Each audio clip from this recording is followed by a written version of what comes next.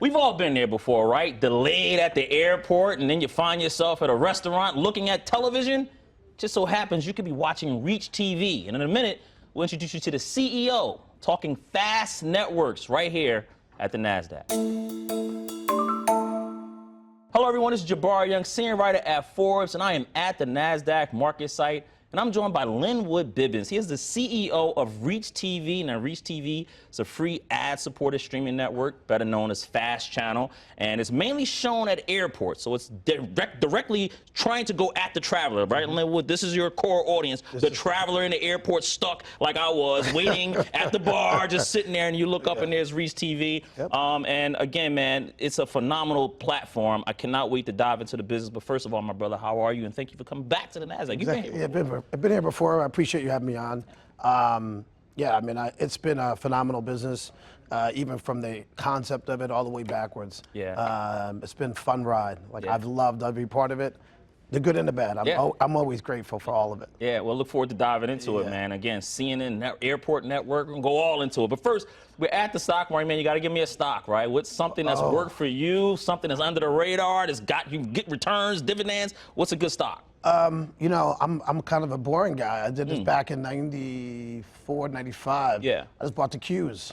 And you know, people think it's boring, but it just keeps returning. Yeah. Just always returns. It's a consistency. And if you think the market's going up, stay there. I also bought some things that I learned in college. One of my professors when I was at Westchester said there was a study on cigarettes and everything else. And he's going, they raised the price in New York. And what happened was people bought more.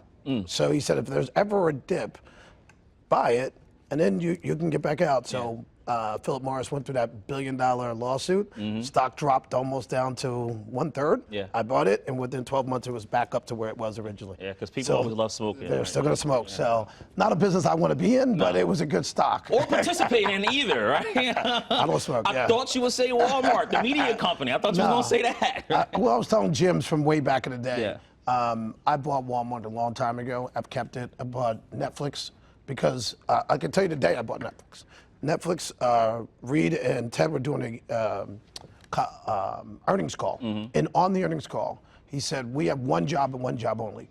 We have to be HBO before HBO becomes Netflix. And I knew that if he knew that focus, I bought the stock. Yeah. It was at $38 then. Wow. Man. So that's the run that's been on. Yeah. Because he understood the mission. Yeah. Yeah, well, I mean, maybe I need to buy some Walmart milk, definitely. Hey, listen, what's the first order as a CEO after a U.S. presidential election? Like, what do you have to do first? Because, you know, I've talked to CEOs the last few days, and you hear them on television. Everybody's trying to get themselves prepared for a new administration. In your world, what's the first thing you did, and what's the first thing you have to do after such a big world, you know, event happens? I think you got to prepare well beforehand. Yeah. So, we've been through now a couple presidents, and for us it was really just what are we saying in the market. We stay out of politics. In general, we focus on, you know, more uplifting things, and politics can go in every direction. But we focus on what was important going to come out of it, what was going to be important to each one of those candidates, and there's a common ground. And we knew that was around policies. We knew that was around infrastructure. You know, the transportation, travel, and tourism is the key to the global economy. So we knew we were important. We were an important cog in that system, no matter who became president. So our goal was to be a better company and be prepared to work with whatever administration comes through. Yeah, because you have to work with them. If not, you're going to work with anybody. Absolutely. Well, listen, man, take me inside the business of ReachTV. Again, this is a fast channel, started in 2016, right? You go 3 years funding it, going through your operations, and then in October 2019, you were acquired by travel media company Inc. Global. It's a part of its financial group with Stagwell Inc., right? And that's traded right here, Inc. Global, right here on the Nasdaq, and you guys sit right under Inc. as of now. So the CEO of ReachTV, and again, this is for airport travelers and for hotel, you know, travelers in general. Take me inside the business. What's going on with it, and how are you trying to reinvent it? Because again, this was something that was CNN Airport Networks kind of came out, and here you guys finding yourself on these screens now. We're not fully acquired, but they made a big investment. Right. Investor then. So Inc. Global is an investor. Correct. Right. I couldn't give up my ownership in this. So what happened is the entire business model was how do we, looking at what is out there that's broken. And what I saw was an opportunity to really talk to people that are traveling. And then the question was, well, how, right? And then as I looked around the landscape, I used to do film finance. So I used to watch content rights windows. And I realized that there was one rights window, I won't bore you with the details, but it didn't have a real definition. And I looked at where people were, and if I could build a network where people were, then I could serve them, and then I could have a business model. So when I looked at the airports, I saw travel and tourism makes up 10% of all global GDP, and in the US, it's 10% of our GDP, it's 10% of jobs, and the economic impact is tremendous. So I said, listen, if I can build a network inside this ecosystem, it's gonna become extremely valuable. Yeah. That process was figuring out how do I sneak in. The other part of it was really important for me, especially for creators. When I was in the film finance world, I was on the finance side, so I used to listen to what happens when creators leave the room. And what I saw was that creators were really good at creating things, but they didn't know much about the business side. And so they were creating these great IP and owning nothing. So I wanted to figure out if I could create a network, build a network that had guaranteed eyeballs and go back to the creator community and give them ownership in their own IP and give them distribution, then together we could license that content to other windows. Yeah. So the key to that was me creating my own window, which I did, which is called closed circuit rights, and that's where we sit. So we can partner and have a seat at the table when NFL's divvying out rights. We get a seat at that table now. When other sports leagues are divvying out rights, they call us. If you want to get to our audience, you have to come through us. So that was an important part of that step and that process. And it's been like, it's been one crazy ride because, you know, I would say that we started off as one thing, and as we grew, we actually saw the pivot, and I think the pandemic has been the biggest blessing for the airport community. And it was, you know, I would say at the time it was not a blessing, but what it was is the airport world from 2001 through every single year, it grew by 6%, 5.6, 5.9. So there was an arrogance of, there wasn't innovation, there wasn't anything because they knew you were coming. Yeah. And you were kind of stuck. And what happened with the pandemic is it opened their eyes that those travelers could not come. And all of a sudden, everything became digital, everything became tech, everybody got an API. So you're now seeing this innovation inside the airport world that I was begging for before, that now everybody is embracing. Yeah. So that's a big change I've seen in the airport and the infrastructure community. Yeah, I mean, listen, me and you, we were always playing Texan and tag game. We were supposed to do this a long time ago. It's like full transparency. I'm in the airport over the last month, man, and I'm just seeing ReachTV everywhere, at my gate, and it's like a sign. I gotta call Lynnwood. We gotta talk about this. And then, you know, as I'm going and I'm, you know, researching the history of what this business model is. Again, you know, you're attacking 400+ million people that go through airports, right? And all those impressions, all of that inventory. And CNN had their own airport network, and they started back in 1990. And this is what they did on television screens in the airport, and this is how they were able to grow their brand and to be so trusted, because all those people that you're touching from all over the world and all different places. That's how, like, hey, why do people still advertise on billboards? Because you got so much traffic coming in, you don't know, right? That's it. But they shut down the CNN Airport Network in 2021. Jeff Zucker, the CEO at that time, said it was not profitable for us anymore, right? I don't know if you would take that back today. It could be a mistake, right? Because again, travel is back. Yeah. But here you guys are. You just purchased those screens, so you're in about 90+ airports all over the U.S. Yes. And about 1,200 screens, 500,000 screens throughout hotels in the U.S. I know the other time I was in my mirror, I turned it on, and so here you guys are trying to reinvent this business model that CNN said it's not profitable as for anymore, right? What are you doing differently, and how's ReachTV going to be able to take it and make it profitable and keep growing? It's our singular focus. Yeah. So for CNN, it was a nice to have. It's what we do. So that's the difference right off the bat, just to focus. Second is we built it in a different way because I came from the tech background. So our delivery allows us to deliver down to each and every screen. Traditional television, you push one button, it goes to everywhere. There's no customization in that. There's no creativity in that. We had to put and create, how do we get that into this airport? How do we get down to that screen? So right now we're serving 2,400 gates. We're in 950 venues, throughout the entire airport. We're probably going to double that footprint in the next 12 months.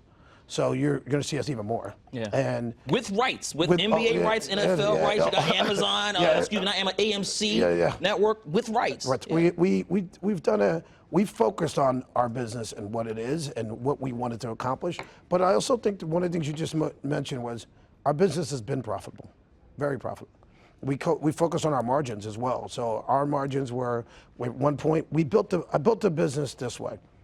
Here's the cost structure. Here's the opportunity, inventory capacity of how much money we could. If we sold out, it'd be worth this, right? And if that's X.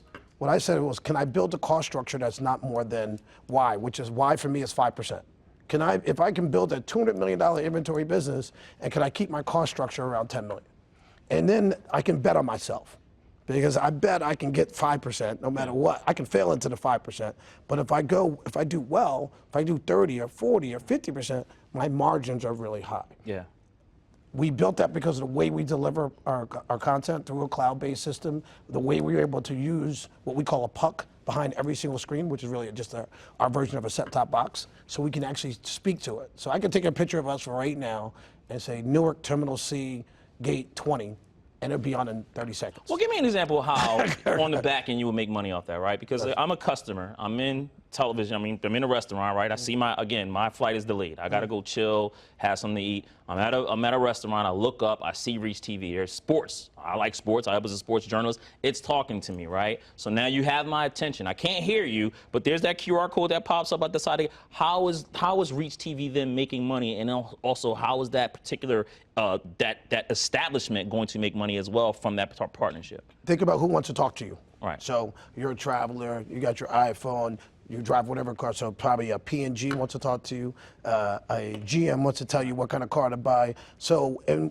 think about it this way, I know where you are, so I'm not going to send you a convertible in the middle of the winter here in New York. I'm going to send you paid for, I'll take it. I'm going to give you, no, I'm saying for the advertising, I'm going to give you the SUV. So if you're a GM, you come to a company like me and go, I can get the most influential people who are executives, who travel, who have disposable income, and I could talk to them in one campaign. I could put 35 different creatives out. So because of our ability to go down to the screen, now GM could give me 30 different ones. They can put Buick in certain cities. They can put this in there, all in one campaign. When it comes to another television network, they got to do 35 different campaigns. Depending on where you are. Exactly. Yeah, right. You can do one with us and go to everywhere. Yeah. That's why the advertisers love us. That's why they keep coming back. That's why we've had them since. Some of the advertisers, especially the Fortune 500, Fortune 100 guys, have been with us now for 4 straight years and keep investing and keep coming back because we keep delivering results. Well, again, there was an infrastructure already there. You said profitable. We talking over 100 million, under? No, under 100 million in profit, but margins of 43%. So from the top line. Okay. So we're putting 43% to the bottom line. Okay. So we're really focused, and I plan on growing that, right? Yeah. So our goal is to keep growing that, and our partners want us to grow. They want us to do well because they want us to be here. What you said about CNN not being profitable, yeah, then it doesn't make sense. But you also have to look at their business in totality. They had their networks, they were global, they were doing other things. This was a marketing tool for them, not a driver. Started in 1990, exactly. So it reached probably a 30-year run, exactly. a 30-year run. And you I think that's a successful absolutely, business. and there's nothing wrong with copy and paste and reformatting it, right? And adding the extras of that, you know. Yeah, so, like Forbes. Exactly. Yeah, exactly. We'll talk about that later. What's the best thing, man, about, or the best thing you like about being a CEO? I mean, I'm one of those people that I think, for me, it's been fun watching the growth of my team, watching the growth of others. I like to get people inspired, and I'm always positive. So I think we need more people with that same type of energy and attitude that, you know, who cares if you fail? Yeah. I personally don't care if I fail at all, because I'm also going to win.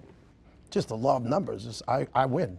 That's what I do. Yeah. And I win because I outwork anybody, and I'll keep working until I do win. And I think that energy and that type of thing is something I love doing in all the different companies I've built and sold, is watching the people that grew with the business and being able to see them now as CEOs themselves and doing things and call me back and, hey man, this is so cool how this works. And I think that's the part where you know, I enjoy what I'm doing. Yeah. I have no plans of going nowhere. So I gotta at least Unless you another. win the lottery, Lynnwood. If you win the lottery, you're going to I'll still be right here. You'll still be here, but you'll be working, no? I'm working. Come on, man. Come on. You'll be a billionaire, you hit the lottery. Come on, man. Billionaires are working. You know, listen, when you talk about, again, going back to the business, what's been the biggest positive surprise of, you know, starting ReachTV, growing it now? Here we are in 2024. What's been the biggest positive surprise about the growth of ReachTV? Positive surprise. Yeah, I mean, I had a lot of positive surprises, so it's, well, just one. The list is long. I think the fact that we built something that now everybody else understands what we're doing. And the people that are with us, when people are saying, no, this is never going to work, you're never going to be able to do this, you're never going to be able to do that, they believed. And I'll give you the point that I think was the most important. When the pandemic happened, you know, we went from 40 million to zero, 50 million to zero, and everybody was panicking. So I just took 30 minutes to myself. And then I did the call I did with our team was, we're going to find out today if everybody values us. And we were just like I thought we would, but it was good to hear from someone else. We cut 70% of our costs because with the obligations we have to the airports, were all waived. So we didn't get rid of anybody. We kept our whole team together and we decided to go the other way. We said, let's have innovation calls every Friday. Let's really think about if we could do anything, what would we do? Yeah. Those calls are why we are here right now, because those things got implemented, and that's why we're at the business we are now. Yeah. So I guess the positive surprise to all the partners and the Yes. people that did believe you during the pandemic. Yeah. How about negative surprise, man? What's been the negative? I think, I guess it's the one negative thing that I know, and I won't call them out in particular, the ecosystem inside the media has been just like every other ecosystem that we run into, especially minorities in this country. It was very set up not for us. Yeah. And then in that process, usually technology is a great equalizer because you can't tell who's what on technology, but there's certain choke points in the technology now that there's certain companies that control like 85% of dollars. Yeah. And those companies, and they're actually writing rules outside of the rules that we're all supposed to go by. Watching that and seeing them get away with it because of the amount of money that they got going through their pipes, to me is the negative one, because it doesn't make sense. Yeah. And so when I always tell everybody, just keep working, keep driving, you run into these things. Those are things that I have to always try to figure out as a CEO, how do you overcome that? That's Well, how the do you one do it? What's challenge. the strategy that you use when you run into those roadblocks? Normally I find ways around it. This one, I found a way around it. We're launching it in like 3 weeks. Okay. And so if somebody has the pipes and they control it, but you already do most of your business direct, so 98% of our business is direct. Right? We don't use programmatic pipes, we don't do all that stuff. It's not because we don't want to, it's just we're not classified correctly there. So why not take the 98% and grow it? Yeah. So we're just going to do our own direct platform, very much like NBC, one platform. We'll have ReachTV all access. Yeah. Eliminates the problem. Yeah. But where'd you grow up? I grew up in Jersey. Jersey, Middletown, New Jersey? Middletown, New Yeah, Jersey. what was that like? It was great. We were, we didn't know it at the time. We didn't have much money, but our neighborhood was, Hillside was our park. And I lived across the street from the park. So our entire neighborhood was, when we were kids, you were not allowed in the house. So we just were outside all day. And I'm friends with all of them to this day. I mean, we are family. I wouldn't even call us neighbors. I would say we're family. And that bond that we've had, and I grew up that way, I feel lucky and blessed that I grew up in that type of environment. So I have many sisters and brothers who that's who they call themselves if they talk about me, and they're very proud of what I do, and we're proud of each other. So that part of it was great. And then being exposed to sports and that drive was great. And I always look at life very positive because of my grandfather. My grandfather would come in and say, "How are you?" And he was waiting for one answer, which is, "I'm good." Right? And you can say all these other things and he keep asking until you say, "I'm good." And he'd be like, "Thank you." Because really you don't have any problems. What did that teach you when he kept on hammering home, and waiting for that? It taught me to just stay positive. And it was like my grandfather would say that, my grandmother would say, "This too shall pass." So you put those two things together, nothing's as serious as it is. Calm down a little bit, right? And so I don't take anything, and even negative, I don't take it as something that it stops me at all. And even the positive things, I love it, and I just keep going. Yeah. Sometimes I wish I would say I want to slow that down a little bit and enjoy some more of the wins, but I'm always on to the next thing anyway. Yeah, So. well, you take a positive mindset coming out of Middletown, New Jersey, and then you go to West Tech, so you major in finance, right? At that point, you're in college. What did you want to do? You're majoring in finance. What did you think you were going to be coming up? First, I was going to be an accountant. Accountant. And then I ran into a company, there's flyers on the campus as make like, I think at that time it was like $10 an hour. We're like, what? Who makes $10 an hour? But so I went to the interview, and it was selling Cutco knives. Cocoa knives? Cutco. Cutco knives. Yeah, the okay. knives, you cut the leather, and but I did well with it, and I actually enjoyed it, and I got into it. So it changed my mentality from somebody wanting to do something not really engaging with people to being on the other side of really wanting to be engaged with people. Yeah.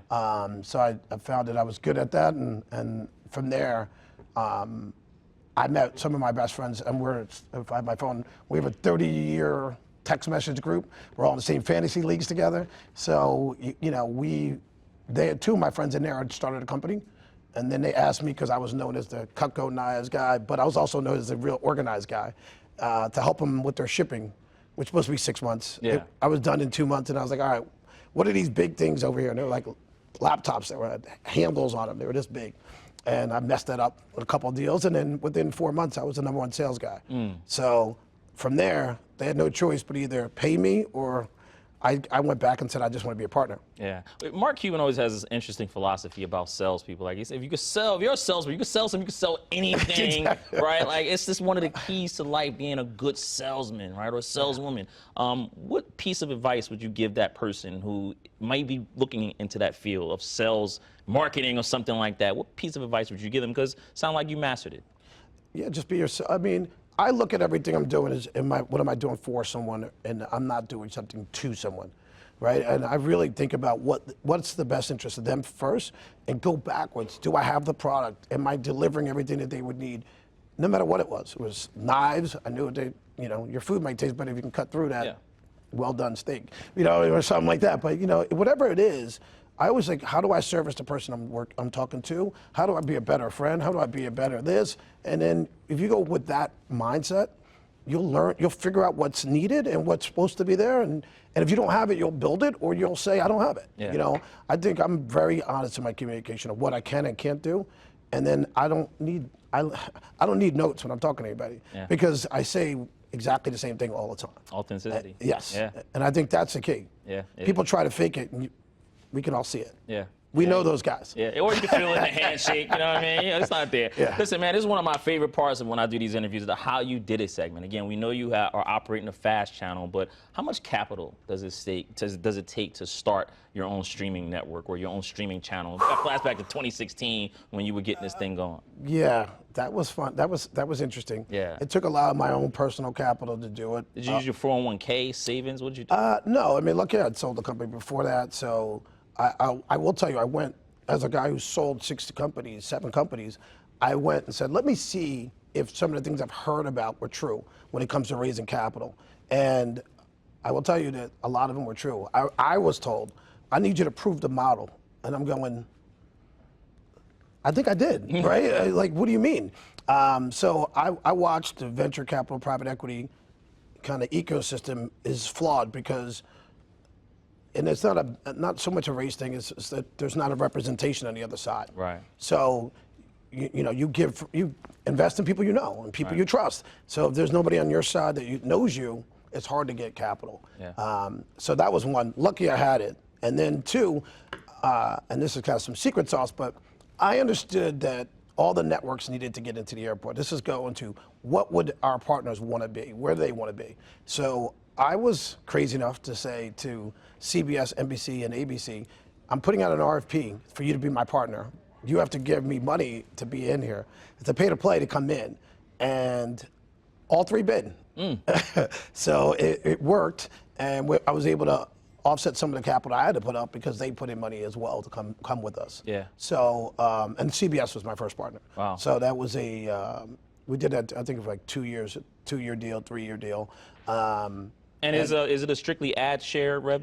Yeah, it was an upfront payment. They had to do commitments and guaranteed dollars. But it was a way for me to help build the network and offset it with the capital there, and then put my own capital in. So, but it's going to cost you. And the other thing was, I came from the rights window. So one of the things you talk about the capital needed, there was a company that did what I'm doing now. They failed. When I looked at why they failed, because I like to study, their content costs were out of, it doesn't support this network, this ecosystem. So what happened was they were buying TV rights. So if you look at the ecosystem, digital, AVOD, SVOD, TV, they were buying TV rights instead of, what I did was create a rights window to the right of digital. So I'm paying about 1/100th of what TV is paying for the same show. Yeah. Right? Because that's my rights window. Yeah. And once we did that, the cost to launch a fast channel, which would be, let's say, 30 million here, cost me 3. Right? Not even. Right? And so that's how I was able to get so much. We have 198 hours worth of content in our library. Wow. So, and then we do probably about 30 different originals right now. Yeah. Yeah, and again, all those partnerships that you have, already with NFL. I mean, the sports is there. You have sports. The sports is just there. right? You need sports everywhere you go. Yeah, I mean, 98 of the top 100 shows are sports. Yeah, NFL mostly. Yes. I mean, so after you get this capital, I mean, obviously you're going and you're trying to build partnerships. How hard is it to get into the airport? I know you said minorities have a seat at the table when it comes to airports. You're going to Atlanta as a classic example of that. How hard is it to get your content in the airport? Well, most people try to take a screen. I went the other way. I'm going to build a network. Building a network is more valuable all the way around, valuations, everything else, but also it's an easier conversation. I'm going to build a television network. I want to put my television network in your location. Also, I was a retailer, so I know what retailers want to do is just sell more stuff. I usually use the last S, it was a different word, but so we paid them, and then we came in, and then we showed them the value, and then all of a sudden, then it started changing up. They wanted to do things with us, but I was also smart. I'm not going to go airport by airport by airport. It took CNN 30 years, and they were in 55 airports. What I did was say, who's operating in those airports that I can partner with? And that was HMS Host. They were my first, and they're the #1 food and beverage operator in the airport. So from day one, when I signed my contract, I had a contract for 68 airports. Right? So in day one, I'm more airports than CNN. I just rolled it out. So we rolled it out in the first 18 months. We were in 68 airports, they were in 55. Yeah. So I used the power of leveraging the people that already are doing it, who already had screens, and I had no ego about owning everything in it. I just said, I want to own my screens in your place. Yeah. So that was our quick way of scaling and delivering value to our partners. Because the airport, the funny part about the HMS Host thing is a byproduct of just asking people questions. So you go to Starbucks or you go to the Palm restaurant in JFK, and when you get your bill later on at home, you see some company called HMS Host, but you're at the Palm. So their biggest thing they used to get was 4,000 calls a month of people going, who are you, right? And so when we started, we used to put their logos on the screens so that people knew they were actually in an HMS Host location or in an OTG location. And then those calls went from 4,000 to 200. Wow, man. So just a byproduct of service that we're doing. And I call our network a customer service network. We allow bartenders and we allow airports to know that there's gonna be quality content and engaging their audience, the travelers that come in, who have 2 big problems, 2 big emotions, guilt and stress. Stress is what we're supposed to take away from them. The guilt, that's why you're duty free and you can buy gifts and do everything else. So our job is just bring down the stress level. Yeah, lean back experience. Lean back, take your time and take a load off. Looking at that, man, as we wrap up, the future of the fast channels, right? I mean, it's growing. Nielsen comes out with their, report, at a glance report all the time. I mean, Tubi, Roku channel, Pluto TV, those are leading up the fast channel market. You're talking about 4.1% of the entire TV viewership are on fast channels, and that's only growing, right? Ibis World says that this is a 61.3 billion industry. Netflix is dominating it, but it's expected to grow to 86 billion by 2029, and I'm sure that's going to go. There are challenges, though. You have fragmentation, you got content quality, licensing disputes, right? Talk to that creator, right? And also, before I even get there, what do you think the future of fast channels is? Can that 4.1, can it get to 20% by the end of the decade? What are we talking? I think 2 things. Number one, I think that it's going to keep growing. People want their own choices, and people find what they want to watch. Yeah.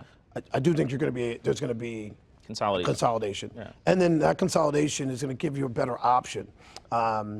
Somebody's going to come, maybe somebody here, somebody's going to create something that allows us to kind of flip through all of them quickly, see what you're watching so I can watch what you're watching, and really create something that's an easier experience, because right now, the one part of that experience so as a fast versus like a Netflix is they're averaging like 22 minutes for people to figure out what show they want to watch. Yeah. That's not a great experience. If you go there to watch a show, a great experience. Right. So a lot of fast channels have great experiences when you know what you want to watch, and not so great experiences when you don't. Fragmentation. Yeah. So yeah. that's the part that needs to be fixed. And there's tech out there, but it hasn't. There's companies that are small that have the tech, and there's companies over here, they haven't really got together yet. Yeah. But I think that's something that could be an AI tool, right? So these are things that it's going to move fast. All right. No pun intended, Yeah. but it's going to move fast. Yeah, and grow. Yeah. If your advice that you would give for the content creator, right? For that person who may want to be on your channels because they say, hey, God, ReachTV, they're on the airports, I got some content they want to license to you. What advice do you give them about first how to get on ReachTV? And then for me, I think it's just a quality thing, making sure that the content is quality. You don't need to spend a lot of money on content to make it quality. You need to spend a lot of thought process on what you're going to shoot and really have a plan. I see a lot of people call me and they don't understanding that we have live sports on, we have live Bloomberg, we have live other things. We can't go from that to that, right? And so be honest, and say, I need help, right? Ask for do a co-pro. We have submissions at reachtv.com that goes through that process. But I think you're just gonna be really honest about what you want to do. Look at your price points. We don't pay a lot of money to produce content, but we produce it at scale. And I'll give you a cheat code advice. Here's one. A lot of creators are trying to go get big names and do all this stuff, and the cost of that is just ridiculous.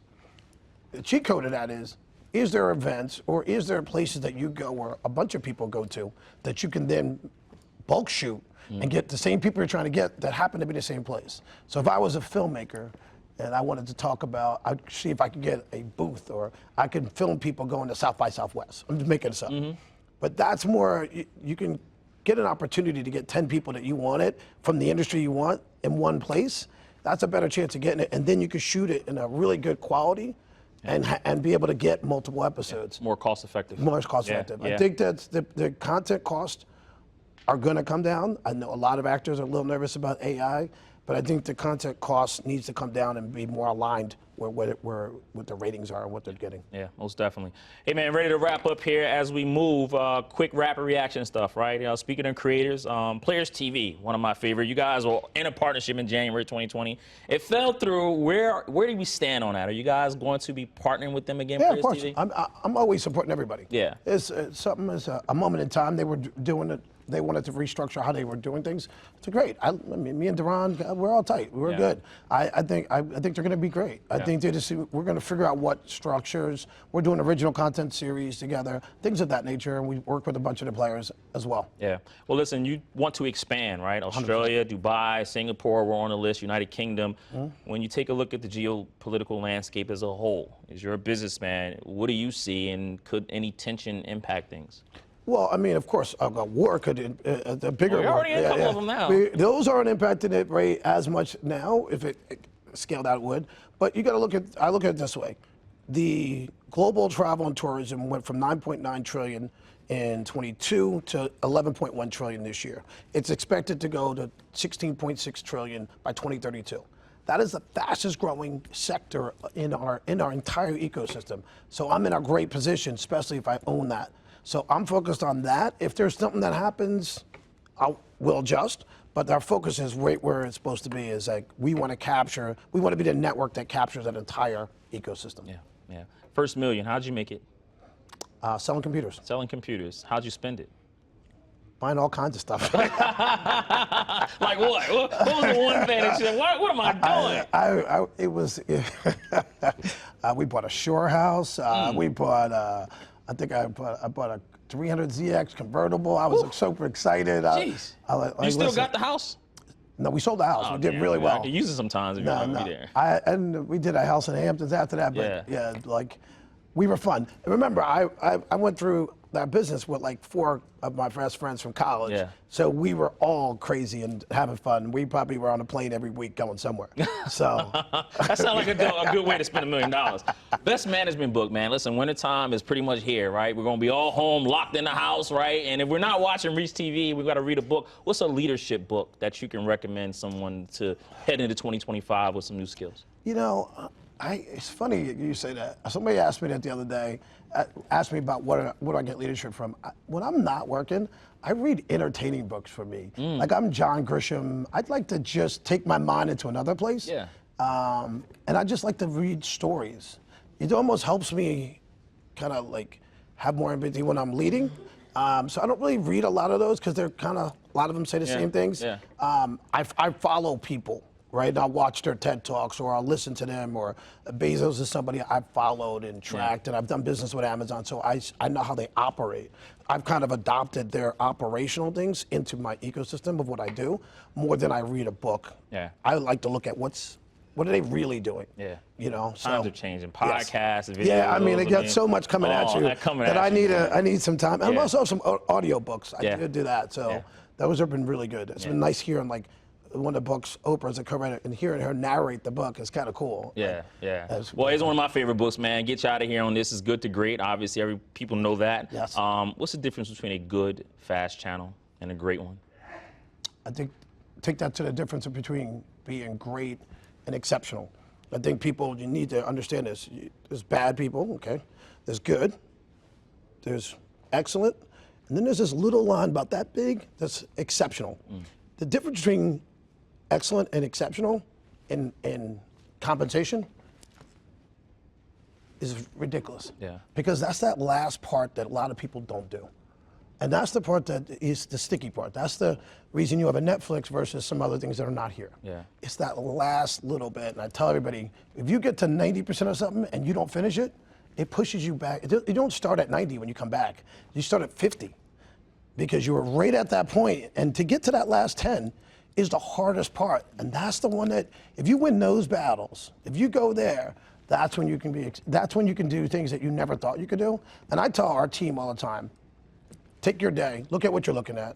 100% of all the stuff that comes into you, 20% matters.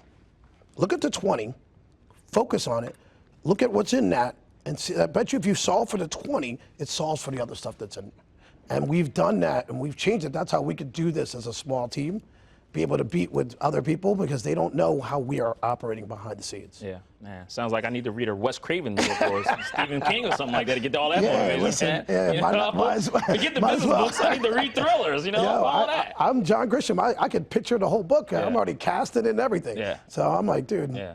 We got to do a book club on ReachTV or something like that. I won't. We get a lot of that. We are next to Hudson. Yeah. Lynnwood Bibbens, man, I appreciate the time. ReachTV, you'll probably see it if you're at the airport like I am all the time, so definitely make sure you check it out. I appreciate it, man. We'll look forward to having you back to talk some more business. And I love seeing what you're doing, man. You're killing it. I appreciate it, man. It's been a long time. I love man. it. Yeah. Well, we finally got you. Exactly. I had to watch ReachTV. I had to reach you. Jabari Young here at the Nasdaq MarketSite. Thank you for watching.